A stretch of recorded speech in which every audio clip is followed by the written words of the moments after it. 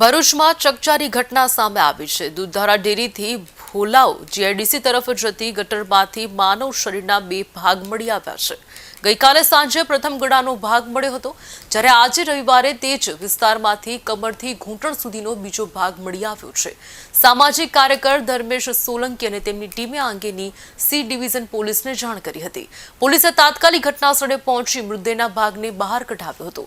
Postmortem માટે મોકલવામાં આવ્યો છે, જ્યારે ડીવાયએસપી સીકે પટેલ સહિતના અધિકારીઓએ ઘટનાસ્થળની મુલાકાત લીધી છે।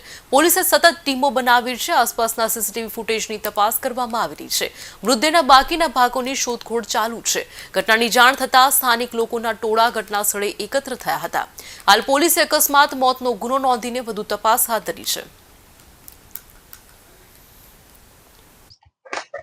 ભરૂચ શહેરના ભોલાવ જીઆઈડીસી વિસ્તારમાં ગઈકાલે સાંજના સમયે ખુલ્લી ગટરમાં એક મનુષ્યના માથાનો ભાગ મળી આવેલો।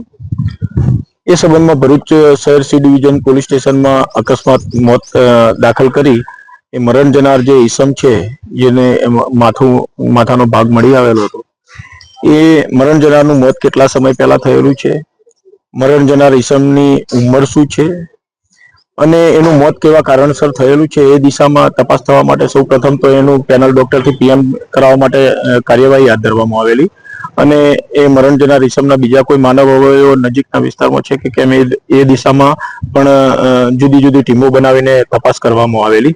તો આજે પણ તેના થોડાક અંતરે બીજા એના ઘૂંટણથી નીચા ભાગના શરીરના અવયવો મળી આવેલા છે। તો આ મરણ જનાર ઈસમ કોણ હતો એની ઓળખ કરી આનું મોત કઈ રીતે નિપજેલું છે, કોણે નિપજાવેલું છે, એ તમામ દિશાઓમાં સઘન તપાસ કરવા માટે પોલીસની ભરૂચ જિલ્લા પોલીસની જુદી જુદી ટીમો બનાવવામાં આવેલી છે અને તે દિશામાં સઘન તપાસ કાર્યવાહી હાથ ધરવામાં આવેલી છે।